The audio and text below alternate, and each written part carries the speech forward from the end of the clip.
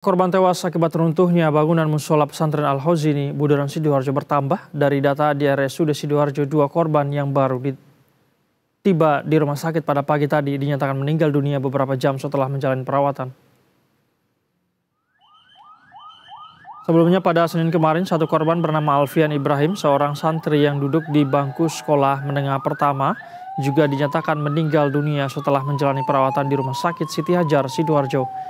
Data yang disampaikan pihak RSUD Sidoarjo, korban bernama Muhammad Musudul Haq tiba di rumah sakit pada pukul 5:20 waktu Indonesia Barat, dan korban bernama Muhammad Soleh tiba di rumah sakit pada pukul 6 waktu Indonesia Barat.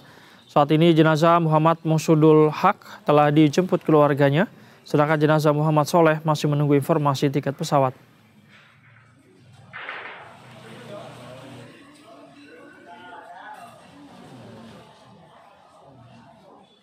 Mahasiswa. Semester berapa, Pak? Semester 4 kalau nggak 5. Semester 4. Berarti masuk rumah sakit atau RSUD ini jam berapa, Pak? Kemarin atau hari ini? Saya baru nyampe tadi pagi. Oh, baru berarti ini sampai sini? Pagi. Ya, udah sini. Oh, udah di sini. Berarti kemungkinan kemarin. Jam berapanya nggak tahu. Hari ini atau kemarin? Oh, tadi malam. Berarti di hari Seninnya sudah masuk di sini. Pemirsa, untuk mengetahui seperti apa update terkini di rumah sakit, sudah ada kontributor Berita 1, ada Ahmad Ali, serta juru kamera Nanda Andrianta di RSUD Sidoarjo, dan bergabung juga Supriyadi yang berada di RSI Siti Hajar. Selamat sore teman-teman.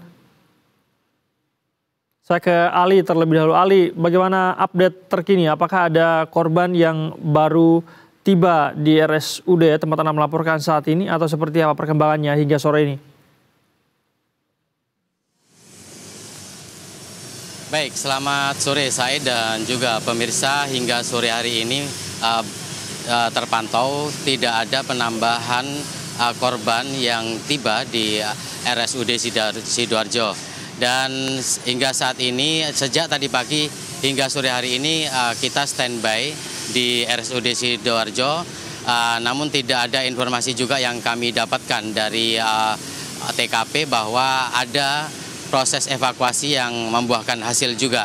Untuk itu hingga sore hari ini belum ada korban baik di RSUD Sidoarjo maupun di RSUD Siti Hajar dan juga di Rumah Sakit Delta di Sidoarjo. Saya dan juga pemirsa dapat kami sampaikan, memang di RS Sidoarjo ini ada 40 yang awalnya masuk untuk dirawat di RSUD Sidoarjo, namun 30 telah dipulangkan dan 8 masih dalam perawatan dan 2 dinyatakan meninggal.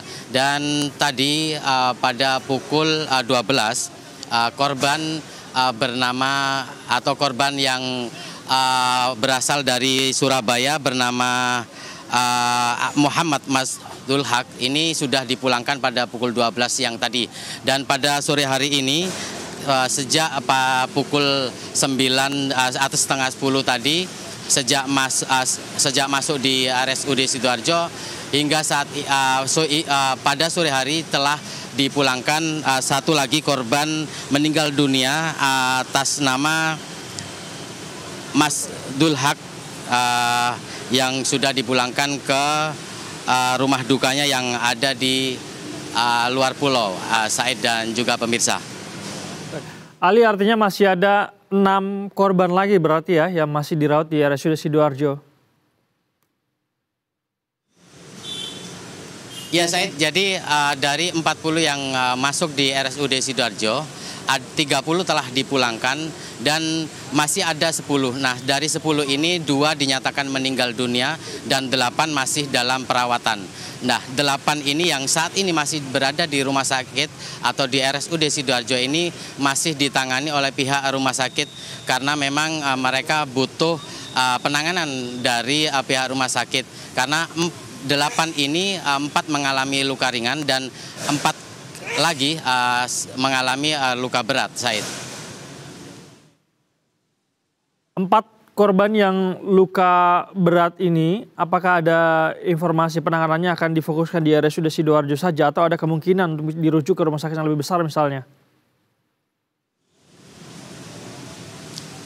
Ya, Said, tadi saya sudah menanyakan hal tersebut kepada RSUD Sidoarjo bahwa 4 korban yang mengalami luka berat tetap dilakukan perawatan di RSUD Sidoarjo. Karena memang ada beberapa mereka yang mengalami luka berat seperti patah tulang, namun tetap dilakukan perawatan di sini. Dan tadi ada juga cerita menarik yang disampaikan oleh pihak rumah sakit. Ada 1 korban yang memang memaksa untuk pulang meskipun dalam kondisi kakinya patah, namun pihak keluarga meminta untuk tetap dipulangkan karena pihak keluarga ingin dilakukan perawatan secara mandiri, Said. Baik, masih ada 8 orang yang saat ini dirawat di RSUD Sidoarjo, 4 luka berat, kemudian 4-nya lagi luka ringan. Terima kasih laporan Anda, Ali. Namun tahan dulu, dari RSUD Sidoarjo kita beralih ke RSI Siti Hajar. Ada rekan kami Supriyadi di sana. Supriyadi, di RSI Siti Hajar situasinya seperti apa saat ini? Apakah masih ada korban yang datang hingga sore ini? Korban runtuhnya pondok pesantren ini? Ya, bisa saya katakan langsung dari depan RSI Siti Hajar Sidoarjo. Untuk total korban reruntuhan musala Ponpes Al-Ghazini ini ada 45 korban yang ditangani di RSI Siti Hajar ini, Said. Dan 1 orang harus dirujuk ke rumah sakit yang lebih besar, yakni di RSI Sakinah Mojokerto, Said, karena mengalami getar otak yang cukup parah sehingga harus dirujuk ke rumah sakit yang lebih besar, Said. Begitu, Said. Untuk sekarang penanganan medis memang masih dilakukan di RSI Siti Hajar, Said. Baik, jadi sampai dengan sore ini masih ada total berapa korban lagi yang dirawat di sana, Supriyadi? Untuk total masih ada sekitar 20 korban yang dirawat di RSI Siti Hajar, Said, dan sisanya sudah bisa pulang ke rumah. Baik, bagaimana dengan orang tua atau wali santri? Apakah masih ada kemudian yang ke sana untuk mencari informasi keberadaan anaknya atau ya anak walinya di sana misalnya? Ya, Said, untuk wali santri memang dari informasi yang santri atau anaknya yang ada di Siti Hajar, Said, orang juga mencari informasi ke lokasi ambruknya musala Ponpes Al-Ghazini ini, Said. Baik, situasinya hingga saat ini belum ada yang datang lagi hingga sore ini begitu ya. Sekitar 20-an masih dirawat di sana. Terima kasih atas laporan Anda. Supriyadi melaporkan langsung dari RSI Siti Hajar. Tadi sebelumnya ada Ahmad Ali melaporkan dari RSUD Sidoarjo. Selamat kembali bertugas teman-teman.